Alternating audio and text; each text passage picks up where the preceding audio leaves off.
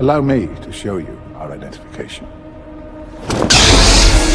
Just to be clear, there is a spoiler coming. What color are Baylan and Shin's lightsabers? Baylan and Shin appear in Ahsoka. Since they were first unveiled in early promotional videos and posters, the lightsabers have been one of the major mysteries surrounding Baylan and Shin. Their lightsabers are unmistakably orange, as Dave Filoni revealed. But why? It's a lightsaber hue that hasn't been seen before in the Star Wars canon, so it's likely to have a deeper meaning than meets the eye. The other hues call to the Jedi who wield them, whereas red lightsabers are proof of bleeding kyber crystals.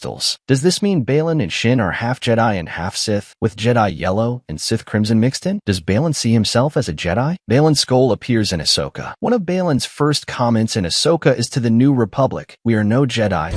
You're right about one thing, Captain. We are no Jedi.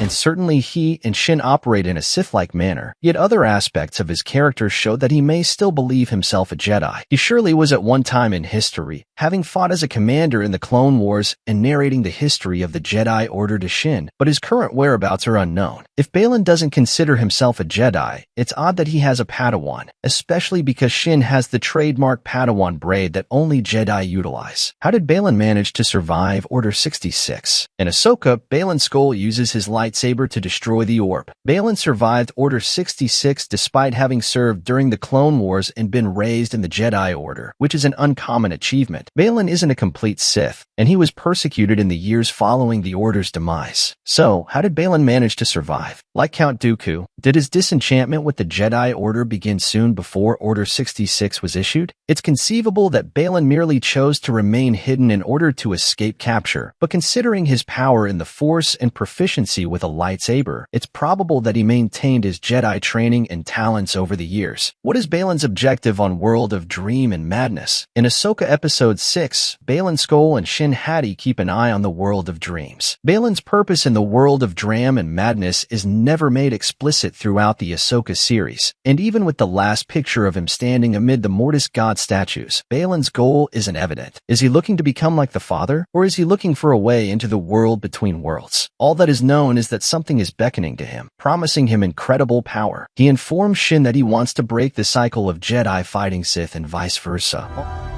So I may finally bring this cycle to an end. Although it's unclear what that conclusion will be or how Baylan will get there. What brought Baylan and Shin together? In Ahsoka Episode 6, Baylan Skoll places his hand on Shin Hati's shoulder. Baylan and Shin's master-apprentice relationship is fully established when Ahsoka begins. Neither of their backstories are examined, not even how they initially met. It's more difficult than ever to find Force-sensitive people in the galaxy right now, but Baylan discovered Shin and took her on as his Padawan, or it may have been the other way around. Did they share a planet, or is Shin connected to Baylan in some way? Given that he clearly no longer adheres to Jedi rules, it's possible that he abandoned the attachment rule, and Shin is somehow a part of his lineage. Will Shin accept Ahsoka's redemption offer? Star Wars Ahsoka vs. Shin Hati no lightsabers reason. Just before the conclusion of Ahsoka Episode 7, Ahsoka presented Shin with an opportunity for repentance, but Shin refused and established herself as the head of the Peridine Outlaws. Despite this, Shin remains stranded on the planet with Ahsoka and Sabine, and there's little question that Ahsoka will grant Shin redemption if their paths cross again. Will Shin accept it? To make such an offer, Ahsoka must have seen a flicker of light encircling Shin in the Force, which renders Shin's salvation a mystery for the time being. How did Baylan transport Shin to the world of dreams and madness? Baylan Skoll and Shin Hati ride out to find Sabine and Ezra from World of Night Sister Temple. It appears that it is customary for a Padawan to follow their master in order to learn from them, yet Baylan has brought Shin all the way to World of Dream just to leave her. So, why did Baylan bring her with him? It's possible he expected World of Dream and Madness would call to Shin once she arrived, but after witnessing her firm posture, Baylan chose to split ways with her. Still, Baylan appears to be a clever man, and Shin's misgivings about what Baylan has been pursuing have been obvious since they began working closely alongside Night Sister Morgan Elsbeth. It's unclear why Baylan transported his Padawan all the way to another galaxy in the first place. Why is Baylan going after the Skywalkers? Baylan Skoll is in the front with his lightsaber, and the Skywalkers are in the distance. Baylan carries a gadget on his wrist that displays in Orbesh the names of the Skywalkers and their closest friends, including C, 3PO, R2-D2, and even Chewie. While at first assumed to be a humorous Easter egg, Baylan's Ahsoka character poster indicated that this identical wrist gadget is labeled as TRGTDT, or target data. However, this thread is never followed up on or acknowledged by name in the Ahsoka series. So why does Baylan have a kill list against the Skywalkers? Is he concerned that they will pose a challenge to the power and new beginning he desires in the world of dreams and madness? Is he concerned that they will pose a challenge to the power and new beginning he desires in the world of dreams? It's possible that if Baylan can gain access to the beginning, he'll strive to prevent the Skywalkers from ever existing. What was Baylan's first goal when he began working with Morgan? In Ahsoka Episode 3, Baylan is accompanied by hunters. Baylan didn't realize World of Dream was the right destination for him until Morgan showed him the star chart. Why had he agreed to work for her in the first place? It's possible that the Force compelled him to, or that Morgan herself disclosed something about Grand Admiral Thrawn's location in regard to the Night Sisters that piqued Baylan's interest. Still, much about Baylan's early intentions remains unclear, and it's unlikely that Baylan anticipated from the start that he'd wind up connected with whatever power he finds in the other galaxy. What exactly is the Force calling to Baylan? Mortis God statues and Baylan. It is true that Baylan was last seen with Mortis God statues, but is it what has been calling to Baylan all along, or is it something else? In the Ahsoka conclusion, it's never apparent if Baylan has discovered the source of what's calling to him. The Mortis gods will undoubtedly play a role, especially since Ahsoka has been left on the planet as the living incarnation of the daughter, but they may not be the ones who have summoned Baylan. World of Dream and Madness, as well as Baylan and the reality of what he seeks in the Force, remain cloaked in mystery. History will be revealed in subsequent seasons of Ahsoka and Star Wars.